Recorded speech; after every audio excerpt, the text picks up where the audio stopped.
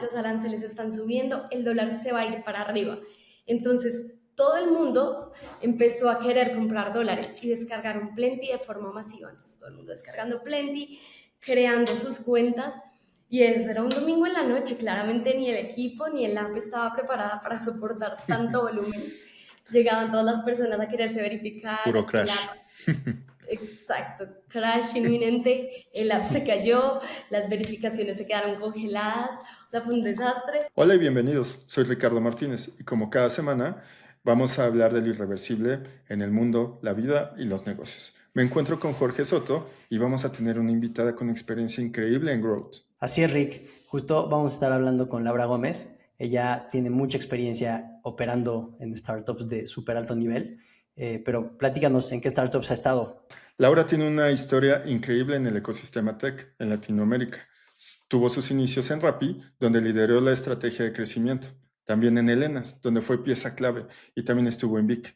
Hoy está dando un salto gigantesco al mundo fintech como Head of Growth en Plenty, y nos viene a contar de toda esa grandiosa historia. Bienvenida, Laura.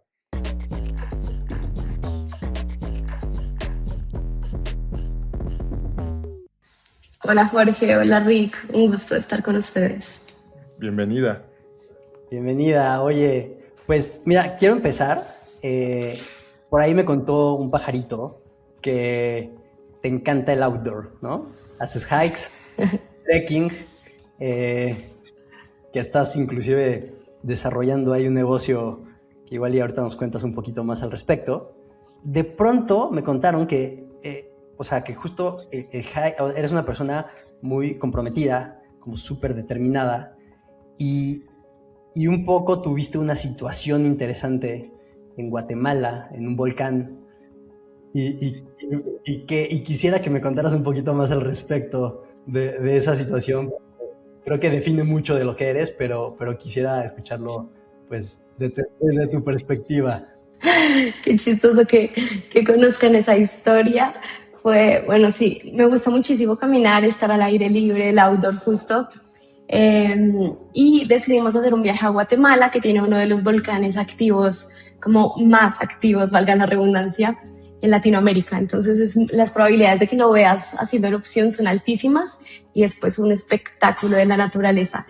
Entonces nos fuimos, es una caminata bastante exigente. Para los que hacen alta montaña, pues es una caminata ok, pero para los que hacemos hikes normales, un poco más tranquilos, es una caminata muy exigente, son 2 días, la inclinación es súper alta. Entonces, bueno, haces como una caminata desde las 7 de la mañana, llegas casi en la noche a un refugio de montaña y ahí tú decides si subir un poco más en la noche para ver la erupción de cerca o pues te quedas ahí y hasta el otro día subes el resto para el amanecer. Y nosotros decidimos, bueno, pues queremos verlo hacer erupción en la noche desde más cerca, vamos a hacerlo. Y nos fuimos sin guía. Dijimos, no, pues nosotros lo podemos hacer. Tenemos una aplicación, está como Wikiloc y demás, que te muestra algunas rutas. Y nos fuimos solos a hacer esa caminata extra, eran, no sé, unos 12 kilómetros. Y nos perdimos. Creíamos que era como muy sencillo, decíamos, no, pues acá bajar, no hay de otra. Pero bajamos por el lado equivocado. Y nos perdimos después de haber caminado como un día entero, de estar súper cansados, ya era de noche, entonces no veías nada y era una montaña, pues que es un volcán, o sea, los riesgos son todos. Entonces, bueno, cuando nos dimos cuenta que estábamos perdidos, como que un poco entré en pánico, pánico de literal, quiero llorar, ya no quiero caminar más, me senté en el piso y yo así, no quiero resolver. 5 minutos de llorar, respiré profundo y pues a darle, ¿qué otra opción teníamos, no? Si no es seguir. Y fue un poco como la vida, no sé si han visto este meme de sí puedo con todo, pero primero voy a llorar. Y creo que eso fue un poco lo que pasó en esa caminata. Oye, Lau, y pues entonces te pierdes en la montaña o se pierden en la montaña y de pronto es pues agarrar la energía, la fuerza, todo, ¿no? La valentía y decir vamos para adelante. Y creo que esa es una dinámica que que funciona igual en las startups, ¿no? Te ha tocado estar en un montón de startups y de pronto es ese sentimiento de, híjole, quiero llorar, ya no puedo más, pero hay que seguir adelante y es avanzar, ¿no?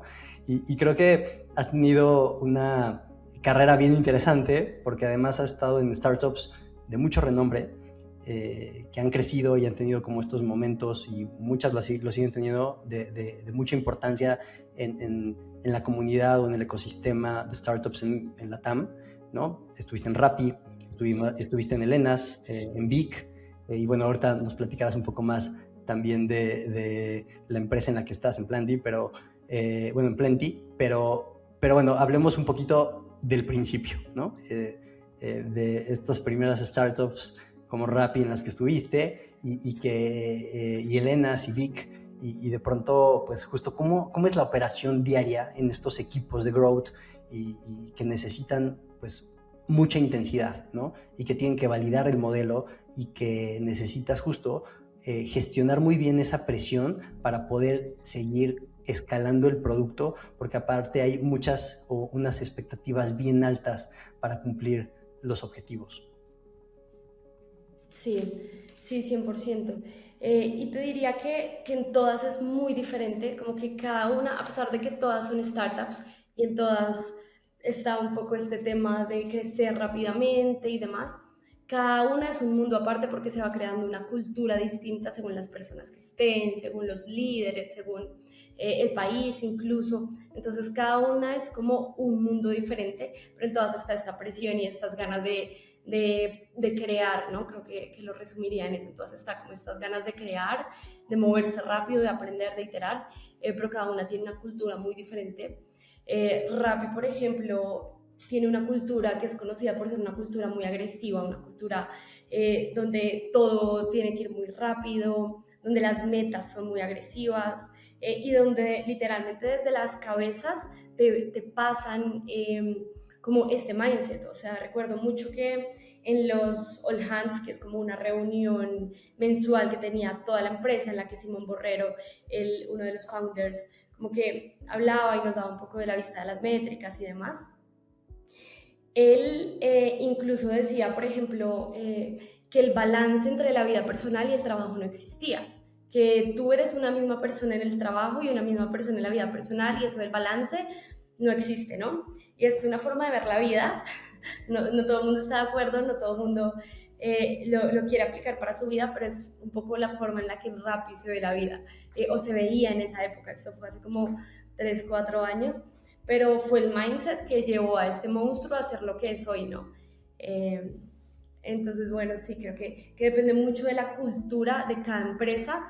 Y es algo que muchas personas dicen como, la cultura no es tan importante, pero de hecho hay un libro muy interesante y este menciona como la cultura se come a la estrategia de desayuno. O sea, es tan importante que si tu cultura no está alineada con tu estrategia, pues tu estrategia no se va a ejecutar, básicamente. Es un poco... Totalmente de acuerdo, totalmente de acuerdo. Y sabes, yo siempre he dicho que lo que es sistemático es cultura. Creo que está la cultura, de hecho, es como esos términos que no tienen suficiente valor en la mayoría de las empresas.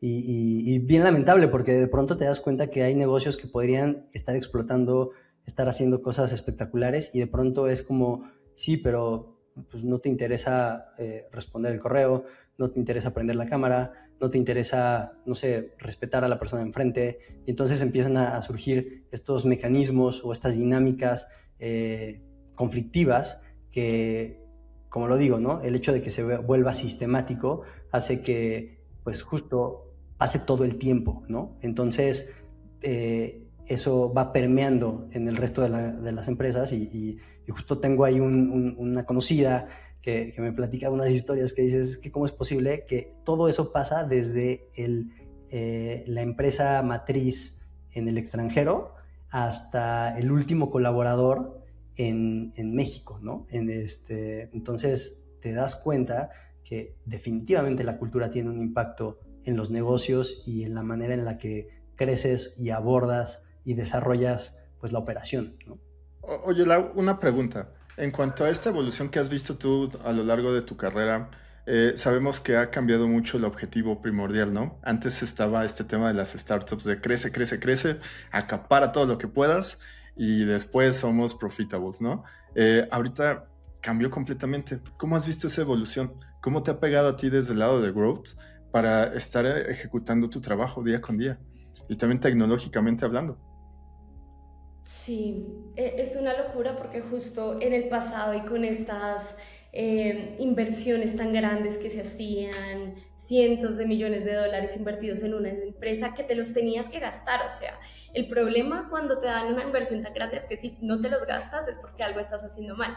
Entonces, pues es lo que llamamos el burn, un burn altísimo. Entonces, cashback, descuentos, promociones, influencers, le das con toda. Y eso, pues, o sea, no es una mala o una buena estrategia, depende de lo que quieras, y en esa época era como una estrategia inteligente en medio de todo porque te ganabas el mercado y luego mirabas cómo ser profitable, ¿no? Luego mirabas cómo hacer que estos usuarios fueran, eh, sí, de calidad para ti. Ahora esto efectivamente ha cambiado mucho. En la mayoría de industrias ya los VCs no están invirtiendo tanto, las empresas levantan cada vez menos capital. Y yo creo que desde el lado de growth te hace ser mucho más creativo y mucho más recursivo. O sea, es muy fácil crecer entre comillas, quemando plata en ads y trayendo gente que instala y que activa su aplicación, pero luego se va, o que son cazaofertas y vienen por alguna promoción o algún descuento que quieres darles. Pero esto afecta un montón el resto de las métricas, ¿no? O sea, tu funnel es, tú adquieres usuarios, los activas, los retienes y los monetizas. Y con este burn lo que pasaba normalmente era que los adquirías, pero no se retenían y no te generaban ningún revenue. Entonces, ahora justo la estrategia es cómo hacemos para traer usuarios de calidad sin necesidad de quemar dinero en paid, en promociones, en descuentos, sino encontrar esos nichos de mercado, encontrar cuál es tu usuario ideal, dónde está, cómo puedo llegar a él de forma mucho más inteligente, escalable, sostenible. Creo que ese es el reto ahora, y la industria cada vez está más competida. Cada vez hay más empresas ahora con ella y es más fácil tú lanzar tu emprendimiento, es más fácil construir, entonces la competencia es mayor y eso es muy bueno de cara a los usuarios porque pueden elegir. De cara a las empresas la retención es cada vez más difícil, ¿no? Entonces es como con pocos recursos encontrar cómo hacerlo funcionar, y creo que eso es 100% creatividad y ser como muy inteligente en cómo quieres distribuir tus recursos. Creo que es como lo más importante. Claro, y también creo que se vuelve un reto, porque ahorita hablabas de hay más competencia, y justo, digamos, en la parte, teóricamente debería de ser mejor para los usuarios, pero también eso provoca que haya más ruido, ¿no? Hay más opciones, pero no necesariamente todas son de calidad. Y entonces, pues o sea, es importante lograr diferenciarte de una forma pues más clara, agregando mucho valor, ¿no? Porque hoy la parte técnica ya no podría ser parte de la propuesta de valor, porque eso es lo que está más resuelto que nunca, ¿no?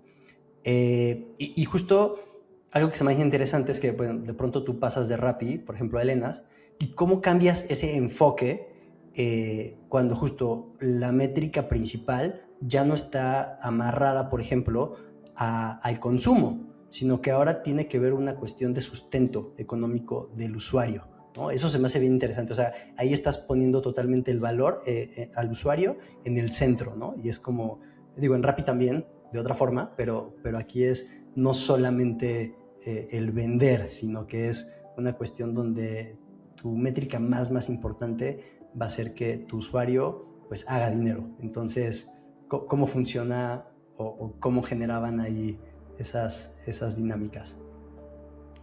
Sí, bueno, ahí como contexto, Elenas era una social e-commerce que era una plataforma que le permitía a usuarias, el foco eran mujeres cabeza de familia, digitalizar la venta por catálogo, ¿no? En Latam es muy común que yo voy a donde mi vecina y le vendo unos productos de la revista y ahí yo gano algo de dinero.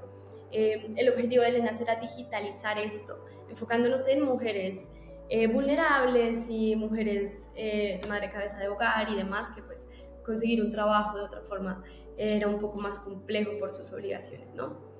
Entonces, ese fue un reto súper interesante porque no es lo mismo que a un usuario no le llegue una hamburguesa a que una madre cabeza de hogar no pueda vender sus productos y se quede sin el sustento de su familia una semana, un mes, ¿no? Entonces, creo que fue cambiar un poco el mindset a priorizar al usuario, y todas las empresas y todas las personas dicen como sí, poner el usuario en el centro, pero cuando estás como en un tema tan delicado es literalmente poner el usuario en el centro, ¿no? Entonces no es mejorar revenue y mejorar CAC o LTV, bueno, diferentes métricas del producto a costa de, sino todos los cambios que se hacían tenían que ser muy pensados en que no fueran a afectar a estas personas, porque sí, como mencionas, es el sustento de ellas. Entonces, sí, pues era mucho de trabajar en el producto, no viéndolo como un negocio simplemente, sino viendo como que las personas se podían afectar por cualquiera de las decisiones que tomábamos, y hablando mucho con ellas. O sea, yo recuerdo que el 50-40% de mi tiempo se me iba muchas veces en research, en llamadas, entendiendo a estas personas, cuáles era su principal pain, qué no les gustaba, qué les gustaba, cómo necesitaban que mejoráramos el producto. Y muchas veces me encontraba con llamadas como de, hola, sí, es que yo vendo en las mañanas porque mi hijo es discapacitado y yo lo tengo que atender, entonces en las mañanas puedo vender y en la tarde me encargo de sus cosas. Entonces, lo que para ti puede ser una métrica en un dashboard de que el usuario tiene mayor actividad en la mañana, luego te das cuenta que es una historia y el porqué detrás. Entonces era como literalmente poner el usuario en el centro.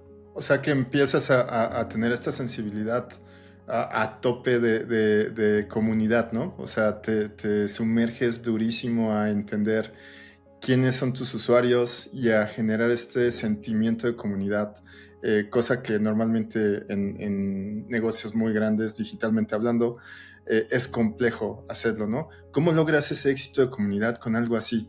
Creo que eso es un dolor que muchos negocios digitales, apps, software as a service, carecen bastante o no logran terminar de entender. ¿Cómo atacaste eso? Sí, o sea, yo creo que ahí algo clave es que, tipo, para que un negocio, sobre todo en este formato de aplicaciones y plataformas digitales, tenga un crecimiento sostenible, justo la comunidad debería ser el principal motor de crecimiento. Y con comunidad me refiero a que tus usuarios te amen, eso es, sí, como one-on-one. Tener un modelo de referidos exitoso, que referidos no necesariamente tiene que ser con incentivos, sino de que la gente hable de tu producto, ¿no? El voz a voz y demás. Y crear estas comunidades es clave para que eso pase, porque no te ven como una app más en su celular, ¿no? Te ven como un producto que usan, un producto con el que te sientes cercano, con el que puedes interactuar. Entonces, por ejemplo, estos, sobre todo como en early stage, estos grupos de Telegram, WhatsApp y demás comunidades con los usuarios son súper interesantes porque ves cómo se vuelve muy pasional. De hecho, ahora en Plenty, que no es una necesariamente de comunidad como Elenas, pero también tenemos un grupo de usuarios en Telegram en donde ellos hablan, pasan cosas muy chistosas y es como que alguien se queja de alguna cosa, no sé, una transacción se me tardó en llegar, algo pasó, y otros usuarios se enojan defendiendo a Plenty. Y es como, wow, qué loco, o sea, se están peleando en Telegram, unos defendiendo el producto y otros criticándolo, pero está perfecto porque entonces nosotros desde adentro lo leemos, lo entendemos y nos damos cuenta que hay por mejorar. Y que efectivamente hay usuarios que aman el producto y que se vuelve muy pasional, y creo que lograr como esa conexión con los usuarios es clave para mantener la comunidad y para usar esto como un loop de crecimiento y de feedback. Y ese loop, ¿cómo traduces esto que está sucediendo, por ejemplo, hoy, lo que nos cuentas, allá integrarlo a tu motor de marketing? O sea, ¿cómo termina siendo parte de tu proceso del día a día en tu área? ¿Cómo logras eso? Sí, o sea, bueno, yo diría que primero fomentando la interacción y estando muy atentos a lo que se dice, ¿no? Entonces, lo que se habla en estas comunidades es oro puro para luego tú priorizarlo en tu backlog de producto, de growth, de crecimiento. Y pues lo ideal es implementarlo en futuros sprints o futuras iteraciones de producto, ¿no? Entonces, como escuchar mucho y estar muy atento a esto, pero para eso y para que ese valor se dé, tienes que alimentarlo antes. ¿Y cómo lo alimentas? Invitando a este top de usuarios más fieles a que se unan, dándoles contenido de valor, básicamente creando valor para ellos, para que este se vuelva un canal en el que ellos quieren aportar y sí, como consolidar esa comunidad o ese sentido de pertenencia. Oye, sí, no, definitivamente, nosotros, bueno, donde yo trabajo en Reto, también tenemos una comunidad de médicos y justo creo que es bastante valioso el lograr, uno, tener retroalimentación, tener esa confianza, o sea, al final son características que ayudan mucho para seguir construyendo un producto pues sustentable o sostenible y que eventualmente pues el usuario se quede. Y lo que dices de este factor de que te cuiden, que hablen bien de ti, que estén dispuestos como a entrar en una batalla, a lo mejor por mensaje, pues habla muy bien del producto, ¿no? Y en ese sentido, algo que quisiera entender un poco es, por ejemplo, pues tu primera interacción, digamos, o de las primeras interacciones que tienes es con Elenas, pero después en Vic también te encargas de construir comunidad. Me gustaría entender un poco cómo es esa transición y si es también un tema de hacías una comunidad hacia el usuario final o hacia el creador de contenido, porque ustedes de alguna manera tenían ahí dos factores diferentes, ¿no? Y también nos puedes platicar un poquito de qué es Vic, igual como antesala, para que la gente que no conoce Vic nos pueda entender un poco más. Claro, sí. Vi que era una app de audiolibros en español, la app de audiolibros de español más grande de Latinoamérica. Fue adquirida por Audible, pero en su momento nos enfocábamos en contenido de crecimiento personal, autoayuda, también había libros de literatura y demás, pero el foco era como crecimiento personal. Y era muy interesante porque justo lo que buscábamos era que expertos en algún tema, entonces, no sé, un doctor de medicina funcional súper especializado pudiera compartir su conocimiento a través de un audiolibro y lo subíamos en Vic y demás, y esto así con diferentes temas, meditaciones, yoga y demás. Era súper interesante y ahí lo que hacíamos principalmente era crear comunidades con los creadores de contenido. Entonces, eso era como un content loop, porque los creadores que también tenían comunidades grandes en sus redes sociales, por ejemplo, o en sus newsletters o podcasts y demás tipo como de distribución de contenido, distribuían su audiolibro por esos canales. Entonces, era como en su momento fue el canal que disparó a Vic, hizo que se posicionara como una de las apps de audiolibros más grandes en español y demás, fue justo por este loop de crecimiento a través de los creadores de contenido, ¿no? Entonces ellos compartían con sus audiencias y sus audiencias se volvían usuarios Vic. Entonces era como todo un ciclo alrededor de estas personas que tenían conocimientos muy puntuales. Y además, debo decir que Vic particularmente fue una startup que en algún punto se volvió súper famosa. O sea, hubo un momento, no estoy seguro, tal vez 2022, probablemente, que todo mundo estaba hablando de Vic y de su fundadora Pamela. Entonces, creo que era una startup bien interesante. Y bueno, al final creo que lograron cierto éxito porque vendieron con Audible, ¿no? O sea, ese éxito fue algo también importante para el ecosistema, ¿no?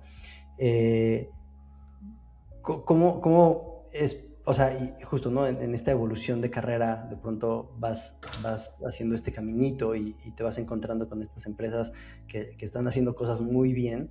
Eh, ¿Qué es? O sea, ¿cómo analizas cuál es el siguiente reto al que te vas a enfrentar y por qué tomas decisión de decir, le voy a apostar a esta empresa, ¿no? O sea, ¿cómo llegas a ese lugar que probablemente, digo, al menos desde mi perspectiva, pues probablemente era el lugar correcto, ¿no? Bueno, creo que es una mezcla de varias cosas y como que ese criterio siento que se va construyendo con el tiempo, ¿no? Como que primero la intuición, siento que, y principalmente las mujeres, siento que estamos muy conectadas con nuestra intuición y creo que es algo que podría trabajarse más en todas las personas porque es una muy buena brújula para decidir hacia dónde moverte, escucharla es como te da claridad en muchos aspectos y también entender hacia dónde tú quieres crecer. Entonces, ningún camino creo que esté mal, o sea, tú puedes crecer como individual contributor o puedes crecer hacia el lado del management o en diferentes áreas. Eh, y creo que encontrar el lugar que te permita crecer hacia donde tú quieres crecer y hacia donde estás alineado es como hacia donde deberías voltear a ver y cuando es el momento se siente. Entonces, vi que era increíble, pero justo yo soy financiera de profesión y llevaba toda la vida trabajando en growth y en startups y demás, pero igual siempre quise como aplicar un poco de esto de las finanzas en mi carrera como tal. Y fintech se empieza a poner súper sexy, ¿no? Entonces empiezan a emerger nuevas empresas en fintech, empieza a salir aquí en México Story, Plata, bueno, hay un montón que están empezando a salir, Dollar App, Global 66, en Colombia Plenty, y veo un problema real que no se está solucionando también ahora, que es el tema de los pagos internacionales. Entonces, que si yo estoy en Colombia y quiero venir a México, tengo que ir a comprar dólares a una casa de cambio que me cobren horrible la tasa y luego cargar mis dólares en efectivo al venir y si se me pierde el bolso ya perdí. Entonces es como un problema que no se ha solucionado al 100%, sobre todo en una región que tiene un porcentaje del PIB altísimo en remesas, ¿no? Entonces todo este tema de pagos internacionales es muy interesante, el tema de fintech se puso súper sexy y mi background en finanzas que yo decía, pucha, ¿cómo conecto estos puntos? Y se presentó la oportunidad en Plenty y ya lo sentí adentro y dije, yo creo que este es como el cambio correcto para mi carrera en este momento. Ahorita que mencionabas, pues de pronto, o sea, antes de irnos hacia Plenty y remesas y stablecoins, que definitivamente vamos a tocarlo a profundidad, quise entender como justo cómo se maneja, o sea, hace rato lo mencionabas, ¿no? De pronto estás en estas empresas donde los fondos más importantes del mundo ya invirtieron. Y obviamente hay una expectativa súper alta de cumplir los objetivos. ¿Cómo es cuando las métricas de crecimiento no están llegando, ¿no? ¿Cómo se maneja esa expectativa con estos fundadores súper agresivos que necesitan cumplir objetivos con sus fondos, ¿no? O con sus VCs y que a lo mejor el resultado no se está dando?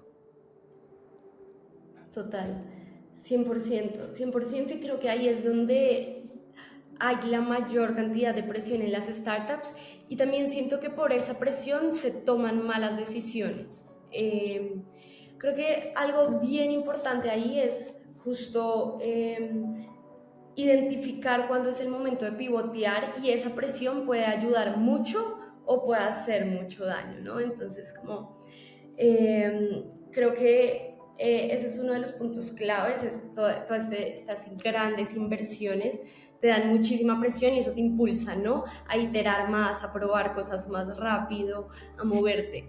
Pero también te quita un poco de tiempo, hay iteraciones que necesitan cierto tiempo para validarse. Y a veces esta presión te hace descartar ideas muy rápido. Esto pasa mucho en growth, ¿no? Tenemos esta idea, tenemos este canal que no está funcionando aún, pero creemos que tiene mucho potencial para funcionar en 3 semanas, en un mes, pero está esta presión y esta presión te hace moverte rápido y te hace pasar al siguiente porque no funcionó inmediatamente, ¿no?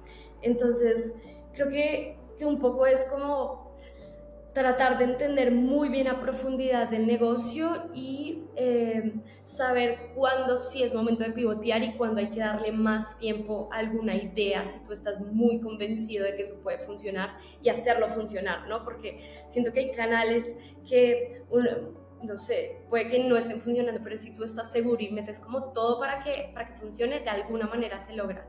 Entonces creo que sí, esa presión ayuda mucho para moverte rápido, pero también hay que saber bien cuándo sí tienes que moverte y cuándo darle un poco más de tiempo a las cosas para que funcionen. Oye, Laura, y siguiendo con este tema, normalmente los equipos de growth y los equipos operativos suelen ser la eterna pelea, ¿no? Crezco rápido, pero no tengo todos los procesos al 100 como para crecer así de rápido, entonces empieza a ser un sube y baja de que fuiste tú, fui yo. La calidad al final hacia los clientes termina siendo a veces o muy buena o pésima, y eso suele impactar demasiado al área de growth.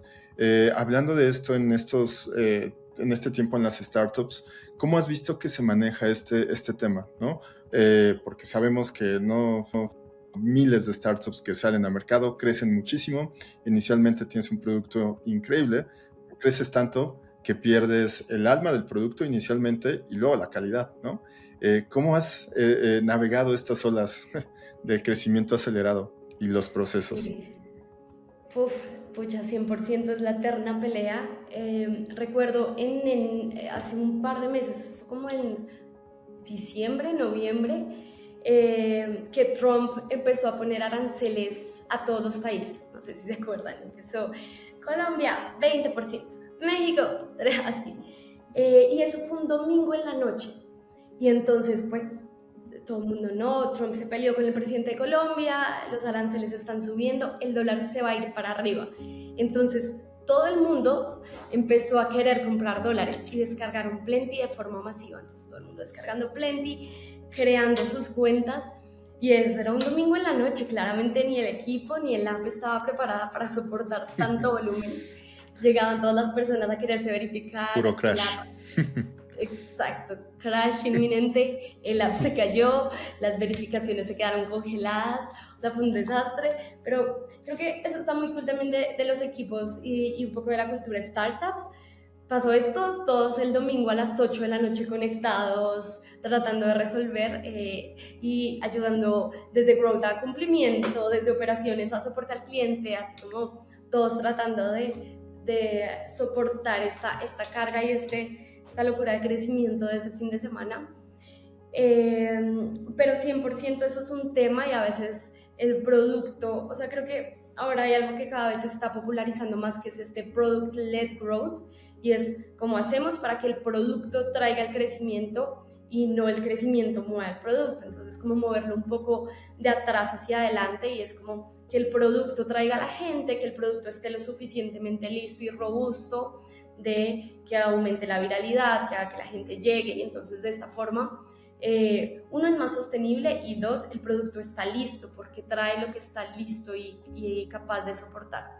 Entonces creo que ese es como un approach que hemos encontrado que funciona mucho, pero este tipo de cosas sigue pasando, que haya crecimientos o que desde Growth hagamos una campaña muy loca que es súper exitosa, pero alguna área o el app como tal o nuestro sistema de tecnología no es lo suficientemente robusto para sostener. Sigue pasando, son happy problems al final, pero bueno, en eso andamos. Y complementando lo que decías de Product-Led Growth, ahora también, pues justo, existe esta corriente del Community-Led Growth, ¿no? Entonces, es como justo tienes una buena comunidad que va a incentivar y justo va a generar estos loops para mantener, pues, el mismo negocio corriendo, ¿no? Y andando. Entonces, pues creo que ahí tiene algo muy, muy valioso. Todo hablando de estas situaciones o estas dinámicas que de pronto ocurren, como lo que decías, ¿no? Un domingo, incertidumbre total por una situación que además ni siquiera está en su control. La mejor campaña probablemente que les pudo haber pasado, no metieron un peso y alguien por ustedes les generó un montón de descargas y con toda la intención de descargar registrarse y hacer como todo el proceso de onboarding, ¿no? Y ¿cómo es esta dinámica precisamente de ponerte esa camiseta, ¿no? Que se dice y meterte de lleno a tengo que resolver lo que tenga que resolver y tengo que hacer lo que tenga que hacer, y que seguramente no fue la única vez que te ha pasado, seguramente te pasó en las demás empresas en las que estuviste, en las demás startups. ¿Cómo es esta dinámica? Y si de alguna manera te acostumbras a eso, y un poco también cuestionar si es sano, porque justo dije esta frase de ponerse la camiseta, ¿no? Y de pronto está bien ponerse la camiseta, pero llega un punto en el que a veces ponerse la camiseta todo el tiempo, pues no necesariamente es lo... O te sirve no para es el hike. Sí, exacto. Sí, total. Uf, ese es un tema y yo creo que un poco viene de la escuela, y con escuela me refiero a como el mindset que has construido en tu carrera, y Rappi para esto fue una escuela increíble, un bootcamp de ownership, le diría yo. Porque a pesar de ser una empresa tan grande, tú eras responsable de un montón de cosas y lo podías resolver como tú quisieras. O sea, no importaba si te metías a la oficina del equipo de data a resolverlo con ellos, o si ibas a hablar con otro partner, etc. Como que tú tenías los permisos de resolver y este ownership desde cualquiera de los roles. O sea, no era como algo muy vertical en que solo, pues no, yo veo, espero a que el manager o el VP o el head resuelva. No, todas las personas tienen como este ownership, y eso viene muy atado a lo que mencionábamos hace un rato de cultura. Cuando la cultura es así y tú sientes que todo el mundo es como muy owner de todo, tú también te motivas y lo haces y creas este ownership y todo el equipo lo trae. Entonces lo raro es que haya alguien que no esté dispuesto a resolver. Y creo que eso lo traes a través de ti en todas tus posiciones, y se impregna un poco en la cultura, ¿no? Entonces es como, pues el equipo te ve resolviendo y el resto también quiere apoyar, y es mucho como, se habla ahora un poco del término de agencia, ¿no? La agencia que tienes sobre ti mismo y sobre cómo puedes solucionar un problema tú sin esperar a que alguien más lo haga. Y digamos en estas startups que son startups medianas, pequeñas, de 50 personas, por ejemplo, pues el CEO o el CTO están en mil cosas, con mil problemas y resolviendo mil proyectos y demás. Entonces, como tú te vuelves una persona que trae soluciones a la mesa y resuelve cosas desde tu esquina, y sí, y no estás ahí como esperando a que se arreglen las cosas o quejándote. Creo que es un poco eso. Del lado de salud mental, no sé qué tan sano sea, no sé, creo que hay que encontrar un balance entre cuánto estás dispuesto a sacrificar por un proyecto o por tu carrera y en qué momento de la vida. O sea, creo que la vida es muy cíclica, y ahora, por ejemplo, hablando de mi caso puntual, no tengo responsabilidades muy grandes como una familia, estoy en una época en la que mi prioridad es mi carrera, pero estoy segura que eso en 3 o 4 años va a cambiar y mi prioridad va a ser otra.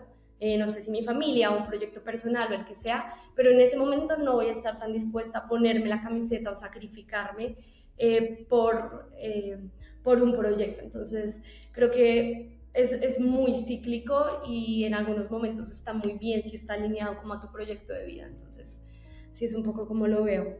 Hablando de esto entre vida y lo profesional y el growth, voy a entrar en un tema llamado growth hacks. Sé que es parte esencial de los equipos de growth y se volvió muy nombrado a lo largo de que empezaron a explotar las startups, ¿no? ¿Cómo han cambiado esos growth hacks desde hace un buen rato hasta ahorita que tenemos ya la IA? Porque veo que se dejó de hablar, ¿no? Como que de la nada fue un pico y luego ya es como, ya no hay tantos growth hacks porque ahora todo el mundo está haciendo lo mismo, ¿no? ¿Cómo has trabajado en esto de los growth hacks? Y creo que no solamente ahorita que mencionabas todo tu lado personal también, cómo también lo estás implementando para tu vida diaria. Sí, bueno, yo no creo mucho en los growth hacks, porque no son escalables, no aplican siempre para lo mismo, y creo que justo el mercado y las personas se han ido mucho más a lo que efectivamente funciona, que son los sistemas. Entonces los sistemas sostenibles de loops, por ejemplo, no sé, en Growth tenemos como los 3 loops más importantes, que son el loop de content, que hablábamos un poco, la creación de contenido como fórmula de adquisición y de retención, los paid loops, que son como todo el tema de paid media para adquirir usuarios nuevos, y content, paid y community, todo el tema de comunidades, referidos y demás. Entonces, esos son como los principales loops, y no necesariamente para todos funcionan todos, ni para las mismas industrias. Entonces, creo que cada empresa justo, cada proyecto va encontrando cuál es ese sistema que más se ajusta a su proyecto. Entonces, por ejemplo, no sé, en el caso de un podcast, la forma tradicional o que dice la academia en la que sería más eficiente que un podcast crezca es a través del content loop, ¿no? Entonces, crear contenido, distribuir este contenido, las personas lo ven, se interesan, llegan más personas y es como es el sistema que le funciona al podcast. Pero, por ejemplo, un paid loop de meter anuncios en LinkedIn, Meta Ads, probablemente sea muy caro, poco escalable, no lo puedan reinvertir, entonces es un loop que no va a funcionar para ustedes. Entonces creo que encontrar muy bien como ese sistema de crecimiento a través de los principales loops que se adapte a cada proyecto es como el trabajo de los growth marketers ahora, mucho más que los growth hacks que hace un tiempo estuvieron tan de moda.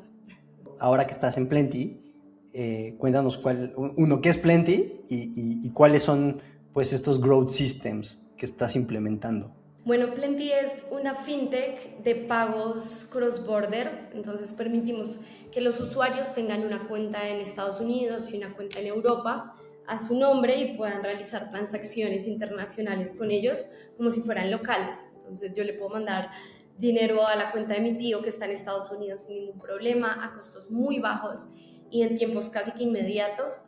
Puedo comprar dólares y utilizarlos con una tarjeta en cualquier parte del mundo. Entonces, por ejemplo, si yo me voy de viaje a Estados Unidos, lo pago todo con esta tarjeta en vez de pagarlo con mi tarjeta del banco porque sale más caro. Eso es un poco cómo funciona. Lo hacemos a través de stablecoins, que lo que permite es que estas transacciones sean casi a costo cero y sean inmediatas. Entonces no tienes que enviarle dinero al banco y esperar que esto, primero que todo, es carísimo y se tarda días, sino que ahora es a velocidad de internet, o sea, a la velocidad de la luz pasa esto. Y para el usuario es transparente, para el usuario recarga con sus pesos y pone dólares en otro lado, él no tiene que enterarse de nada, pues o sea, lo sabe, pero no tiene que entenderlo a profundidad, para él es muy transparente y por eso es tan eficiente. Entonces eso es un poco lo que hacemos y... Perdón, te voy a interrumpir. ¿Qué es un stablecoin? Para que esté bien claro también, porque tengo una idea, pero me gustaría que tú me dieras tu input. Claro. Bueno, las stablecoins son un tipo de criptomonedas. Existen como 2 tipos de criptomonedas en el mundo. Una son las volátiles, que son las que la gente más ubica, Bitcoin, Ethereum, Solana, que son criptomonedas muy volátiles con las que la gente invierte y demás.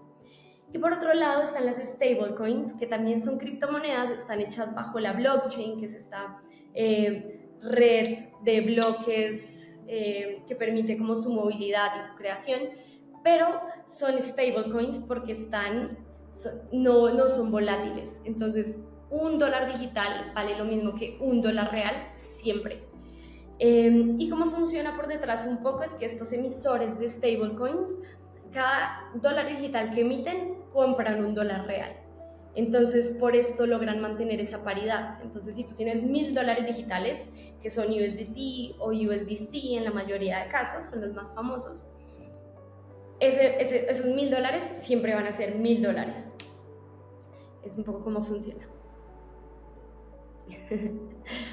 Entonces, bueno, a través de esta tecnología, pues lo que hacemos es crecer Plenty de forma muy eficiente y yo te diría que hemos probado un poco de todos los canales, o sea, al inicio nos íbamos con los Crypto Bros que están en Twitter y en Reddit y en Discord, que es como una comunidad que ya tiene mucha adopción de este tipo de tecnologías. Pero nos dimos cuenta que ahí no está lo masivo, ¿no? Entonces nos fuimos luego a lo masivo con Paid para llegarle a todas las personas que utilizan Instagram, TikTok y demás. Y ese es un canal que necesita mucha inversión y es un canal donde compites con un montón de empresas en todas las industrias. Entonces en FinTech, por ejemplo, casi todas las wallets y demás pautan ahí. Entonces crecer, se puede crecer por ahí, pero es muy costoso y hay empresas con un montón de respaldo de VC detrás de cientos de dólares, cientos de miles de dólares y competir con eso, en el caso nuestro en este momento, no es tan inteligente. Entonces, bueno, ese es un canal que podemos usar, no nuestro favorito en este momento. Estos canales de comunidad son nuestros canales principales. La gente ama el producto y le resuelve un problema, entonces le dice a su primo, a su hermano, a su papá y a su abuelo que se lo descarguen y todos usan la aplicación y así va creciendo de forma más sostenible y pues, con mejores métricas, un poco ya de negocio. Entonces creo que ese es como nuestro principal canal en este momento. Oye, Lau, y conforme a este tema de la adopción, ¿cuál sería para ti tu principal problema en este momento para que hasta mi abuelito use Plenty y entienda bien este tema de stablecoins y todo? Porque veo que el sector ha sido tambaleado mucho a veces por cómo se encuentra el otro lado de la moneda cripto, que todos los que ya sabemos que no es stablecoin. ¿Cómo das confianza y contra qué te estás enfrentando? Porque creo que ahí es como el santo grial, ¿no? Que muchas de las startups y stablecoins y tecnologías que se dedican a ello están peleando. ¿Cuál dirías que es el punto focal a atacar? Sí, justo Rick, creo que lo mencionaste y es la confianza, que la gente logre confiar en el producto y de que el dinero no se les va a perder, de que es una tecnología nueva, pero que, bueno, ya en realidad no es tan nueva, pero que es Ujú. bastante segura y es incluso más seguro que el efectivo. O sea, si yo tengo dinero en mi wallet, para que me la hackeen, o sea, tiene que haber mil cosas detrás, la probabilidad no es tan baja. Pero si yo tengo mis dólares en mi bolso, que se me pierdan en Latinoamérica, es mucho más probable a que me hackeen mi wallet. Entonces Claro. es como ayudar a la gente a entender que estos sistemas, si bien son nuevos y están creciendo y todavía no están tan regulados en algunos países, que ese es un tema importante. Muchos usuarios siempre nos preguntan, bueno, ¿y esto está regulado por el ente de X país?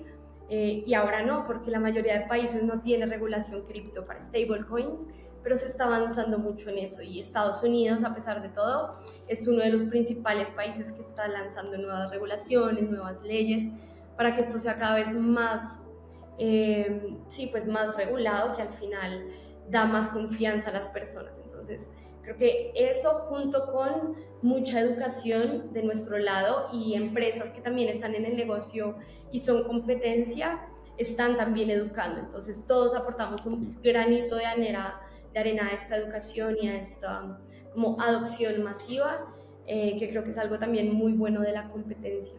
¿El sector tradicional igual te ha estado pegando de algún modo? O sea, ¿sí sientes que vas más rápido, más lento en cuanto a este tema de adopción con ellos? Porque entiendo que miles de personas ya tenían una forma de hacer lo que hoy está haciendo Plenty, ¿no? Pero ¿sí está teniendo este tema de competencia o sientes que es un nicho diferente de ejecución?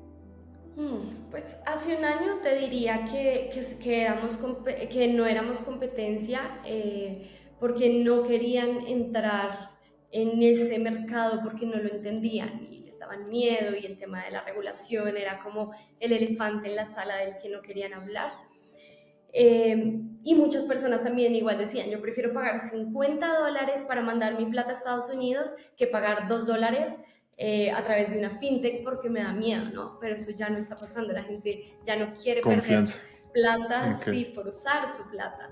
Entonces eso está migrando mucho y los bancos se dieron cuenta de que estaban perdiendo usuarios y se estaban quedando por detrás. Entonces están moviéndose obviamente a ritmo de empresa tradicional y de banco, pero por ejemplo empresas como Bancolombia están creando su propia wallet de dólares digitales y están trabajando y apoyando también la regulación para que esto pueda ser más fácil y tenga más confianza a los usuarios, que al final, si bien se vuelve competencia, es un paso más en la confianza de los usuarios, en la adopción y en la educación al final. Entonces, pues muy optimista al respecto.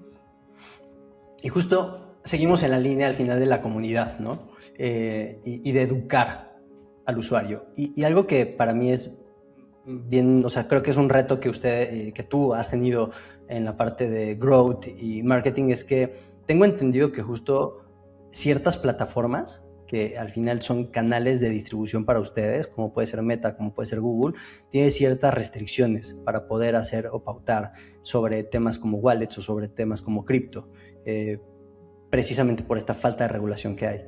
¿Cómo les toca de pronto vivir estos retos, ¿no? O estas barreras que tienen para poder dar a conocer un producto? Y entonces pues, se vuelve como una cadenita, ¿no? Porque, bueno, no puedo pautar dentro de esta plataforma, entonces menos personas me conocen. Entonces es más difícil que los usuarios adopten nuevas tecnologías. Entonces, ¿cómo vives estas dinámicas? Sí, total.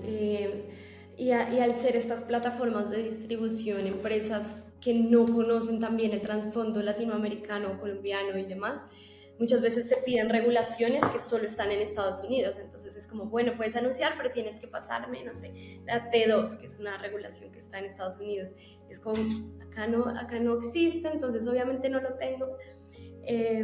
Pero básicamente ha sido pura creatividad de encontrarle la vuelta y ver cómo puedes crear tus anuncios, obviamente sin hablar de cripto, sin hablar de USDT, sino tratando de que al final el usuario final entienda, pero con palabras o creativos no tan explícitos en ese sentido. Y eso es un tema que esperamos que pronto pueda cambiar, porque la idea es ser desde el inicio, poder dejar muy clara esta propuesta de valor, ¿no? Son stablecoins, son dólares digitales y se mueven a la velocidad de la luz y no son peligrosos y dejar claro eso. Pero sí, ahora hay plataformas mucho más estrictas que otras. Reddit, por ejemplo, es muy estricto con sus anuncios.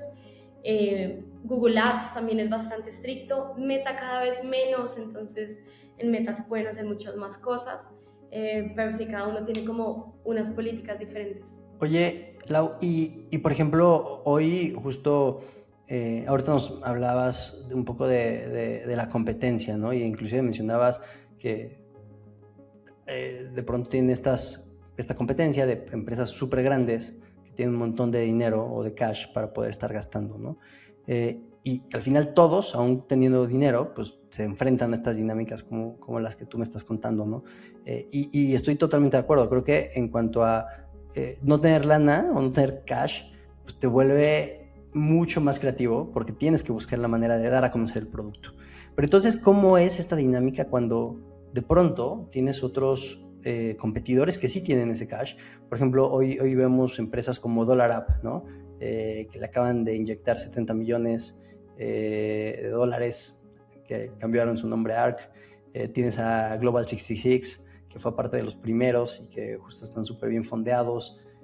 ¿Cómo te mantienes competitivo, ¿no? Y logras justo diferenciarte pues, de estos súper grandes players que hay en el mercado con estos recursos, pues no diré infinitos, pero que parece que fueran infinitos?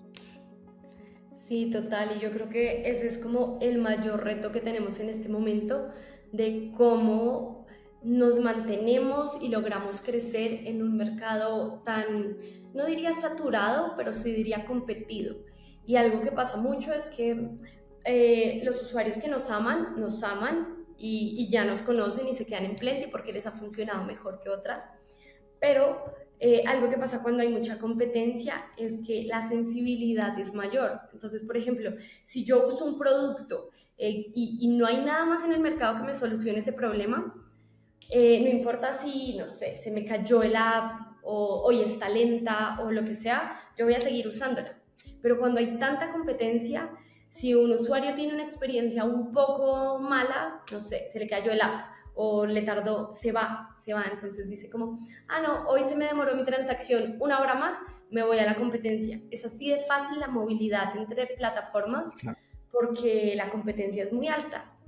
Entonces, creo que la forma en la que lo estamos trabajando es tratar de hacer un producto cuidado detalle a detalle la experiencia, o sea, que sea una experiencia súper smooth, que cuando descargues el producto te parezca fácil, lo entiendas, las tasas sean muy competitivas, como trabajando más que todo desde la retención y no desde la agresividad en la adquisición, porque 100% no podemos competir con un dólar app que mete 2 millones de dólares al mes en pauta. O sea, es muy difícil y no es lo que queremos, ¿no? O sea, nosotros en este momento queremos crecer de una forma más sostenida. Entonces, justo encontrar la creatividad en qué nicho necesita este producto que no está siendo tan bien atendido en otras plataformas. ¿Cómo puedo yo atender a este nicho mucho mejor que cualquier otro competidor para que él se quede conmigo? Y una vez yo ya haya ganado en ese nicho, ¿a qué otro nicho me voy? Y crecer poco a poco solucionando problemas muy específicos es la forma más eficaz que hemos encontrado nosotros para hacerlo, porque si nos vamos a competir con la masividad, con anuncios, pues nos comen vivos en un segundo. Entonces, creo que justo encontrar ese nicho que funciona, atenderlo mejor que cualquier otro e ir escalando a partir de ahí. La verdad es que, pues sí, o sea, yo lo pensaba ahorita, por eso también hice como esta pausa, porque es que por un lado pues tienes como esta estrategia hiperagresiva de mete dinero y quema, pero de pronto pues justo es lo que como que cada vez veo y ya no sabes, ¿no? O sea, hoy piensas que cada vez se busca más el tema de ser sostenible, ¿no? Y crecer de manera sostenida, pero de pronto pues siguen llegando estas inversiones gigantescas, cada vez de pronto más grandes, más en entornos fintech, y justo pues la lógica te dice, pues tienes tanta lana, es para que la quemes y para que traigas más usuarios lo más rápido posible, ¿no? Y creo que al final del día todo tiene que ver con educación. Ahorita nos hablabas y nos explicabas un poco de estos términos, stablecoins, cripto, volatilidad. Y entonces son términos que de pronto cuando estás familiarizado, pues no es tan complejo. O sea, realmente puedo decir, es algo muy sencillo, pero no es sencillo para todas las personas. No es sencillo para la persona que además pues no está familiarizado con justo hacer una transacción digital, no está familiarizado en la terminología de cripto, de stablecoin. O sea, a lo mejor hay personas que dicen, no, pues yo conozco los dólares, los pesos y se acabó, ¿no? Y de pronto, pues tienes que acercarle este universo nuevo de conocimiento, ¿no? Tienes que decirle y explicarle qué es volatilidad, tienes que explicarle cuáles son, o sea, cómo se diferencia la mejor cripto de un currency normal, ¿no? ¿Por qué es seguro un stablecoin y por qué no va a tener justo la volatilidad que tendría un Bitcoin o que va a tener un Ethereum, ¿no? O cualquier otra, o un meme coin, ¿no? Y que de pronto un día puede valer mucho y al otro día se fue y se perdió todo el dinero prácticamente, ¿no? Entonces, ¿cómo ha sido poder permear en este caso en el mercado este tipo de información, este tipo de conocimiento? ¿Es fácil transmitirlo? Porque también, al menos desde mi percepción, pues yo pensaría que es algo complejo, pero de pronto tal vez el mercado está mucho más abierto de lo que yo puedo creer, ¿no? ¿O no? Sí, sí, yo la verdad creo que el mercado está muy abierto porque esta globalización justo ha permitido que las personas nos podamos mover muy fácil, el conocimiento se pueda mover muy fácil, y como que el dinero no, como que el dinero todavía no se puede mover fácil, ¿no? Entonces la gente está curiosa cuando le cuentas que puedes mandar dinero de México a China en 3 segundos y no te va a valer casi nada. Entonces es como esta curiosidad, obviamente con un poco de desconfianza, porque si hay algo a lo que somos sensibles los humanos es al hambre y a nuestro dinero, ¿no? O sea, si hay temas que tocan nuestras sensibilidades son esos.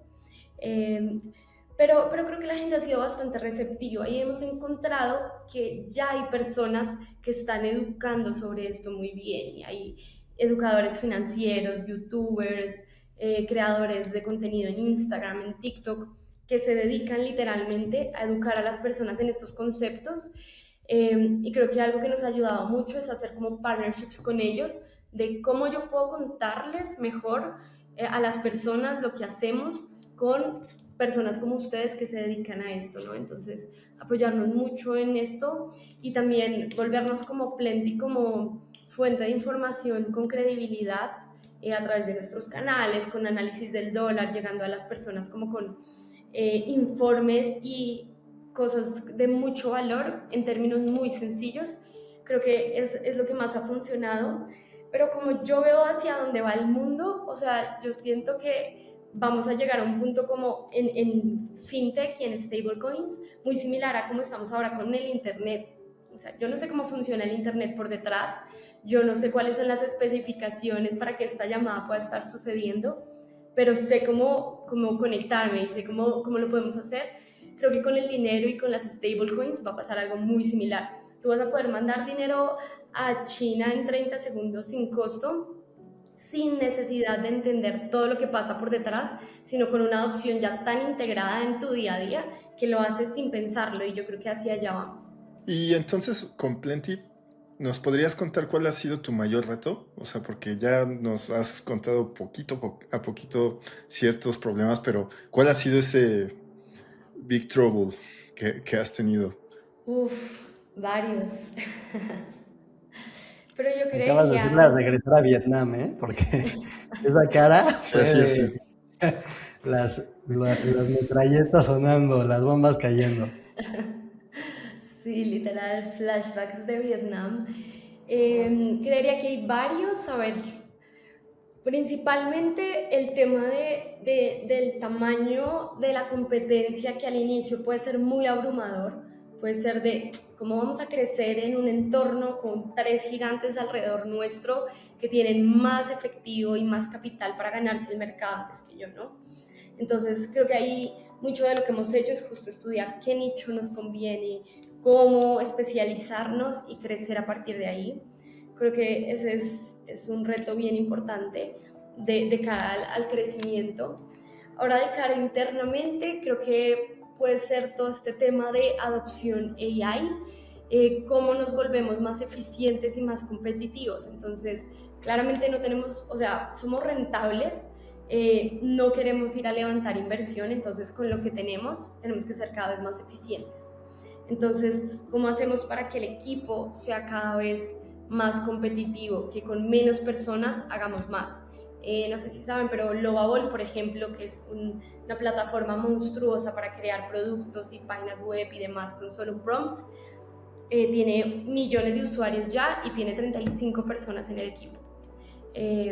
Entonces, todo va orientándose un poco a que con menos personas puedas hacer más, y personas más en cargos de management y organizando y dando la visión, y menos personas operando. Entonces, ¿cómo hago yo para tener un equipo de diseño, producto, análisis de datos con AI sin tener personas, ¿no? ¿Cómo hago que esto sea más eficiente? Y estos agentes tipo Open Cloud, Cloud Cowork, diferentes AIs, ahora lo están permitiendo. Entonces, cada vez, bueno, y eso es otra discusión larga sobre el trabajo y empleabilidad, pero ¿cómo hacemos para que la empresa sea más eficiente con menos personas, y podamos implementar estos procesos y automatizaciones y ser cada vez más sólidos y escalables? Ahorita que mencionabas Lovable, tienes aquí en la llamada a uno de los power users, que inclusive Lovable lo reconoció estás loquito y te pones a darle todo el día en tus ratos libres. Entonces ahí el buen Rick, que le encanta. Y sí, definitivamente hay toda una conversión ahí. La verdad es que a mí también me encanta Lovable y cada vez lo uso más. Y está bien divertido para jugar y para trabajar. Para que quien nos esté escuchando lo use y lo pruebe, porque vale la pena. Y creo que te abre, todas estas herramientas al final del día de justo Cloud, lo que te permite conectar, construir, acelera el proceso, ¿no? Y hoy, como dices, entramos a una conversación compleja sobre empleabilidad, pero también te abre muchas posibilidades, ¿no? O sea, oye, pues ahora me voy a armar un sistemita rápidamente y hice un CRM, ¿no? O hice un sistema XY, ¿no? O entrego un dashboard o entrego lo que sea y lo puedes conectar y no necesitas desarrollar. Creo que ahora la palabra es ser curioso y tener las ganas de meterte a darle un ratito y probar qué puedes construir, ¿no? Y a ver si jala o no jala.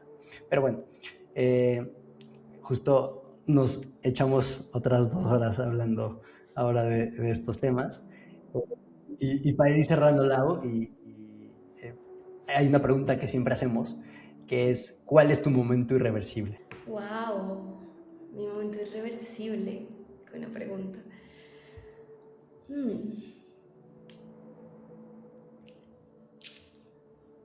Bueno, un momento que se me pasan muchos momentos por la mente. Wow, mi momento irreversible. Como ese punto de quiebre en el que decidiste o tuviste claridad sobre algo en tu vida, ¿sí? Correcto.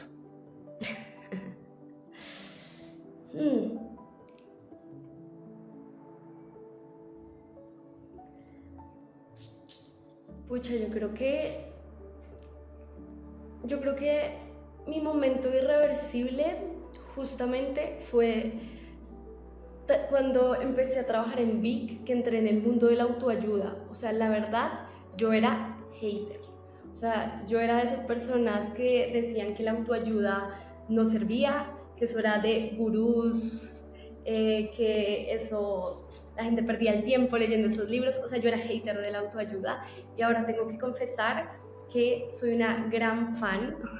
Creo que hay libros y contenido que 100% te ayudan a crecer como persona y a ver la vida diferente y a como que girar un poco algo que antes veías como un problema, ahora verlo como, sí, esto es un problema, pero como yo lo tome, es como lo voy a poder manejar, ¿no? Puedo ponerme triste y estresarme o puedo navegarlo de la mejor manera, como que las cosas te van a seguir pasando, pero como tú lo veas, es un poco lo que importa y creo que esta perspectiva me la dio la autoayuda y no lo digo mucho porque me da pena, porque siento que aún está un poco como estigmatizada la autoayuda, pero creo que consumir este tipo de contenido te da una visión más amplia de la vida y te hace querer ser mejor por ti, trabajar más, dedicarle tiempo a las cosas que importan y eso amplifica tu vida en diferentes sentidos. Yo creo que quitarme ese estigma de que la autoayuda era tonta, mala y no servía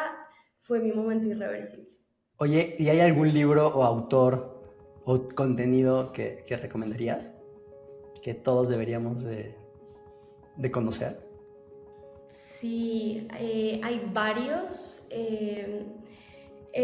Bueno, Hábitos Atómicos creo que es el básico por el que uno puede empezar. Es muy fácil de leer, es muy digerible y literalmente empiezas de menos a más, ¿no? Como con pequeñas cosas puedes mejorar tu día, tu semana, tu vida, ¿no? Entonces creo que ese es clave. Hay varios de dinero y de finanzas personales que creo que ayudan muchísimo. Hay uno que justo es de Bitcoin y te cuenta un poco sobre, y no te habla solo de Bitcoin, sino te cuenta de cómo del dinero en general, de la historia del dinero, de cómo puedes tú como mejorar tu relación con el dinero. Creo que ese también es clave. Y hay uno que creo que es mi favorito, que se llama Muchas vidas, muchos maestros. No recuerdo ahora el autor, pero es un doctor, un psiquiatra bastante famoso, y él habla de cómo todos venimos a esta vida a aprender algo puntual que tenemos que aprender, ¿no? Y que hasta que no lo aprendamos, pues vamos a seguir ahí como en un ciclo. Entonces, creo que ese puede ser también uno de mis favoritos. Buenísimo. Clau, pues muchísimas gracias por el tiempo. La verdad es que se nos fue volando. Ya llevamos aquí un buen rato, pero la pasamos padrísimo y toda la información, todo este conocimiento, toda esta experiencia, pues nada, reconocerte y darte las gracias por el espacio. Y pues nada. Muchísimas gracias, Lau. Muchísimas gracias. Esto fue irreversible. Tomar acción es irreversible. Si encontraste ideas de valor en este episodio, compártelas con ese amigo que necesita escucharnos. No olvides suscribirte, deja tu like y mándale esto a alguien antes de que el algoritmo nos esconda. Gracias por escuchar.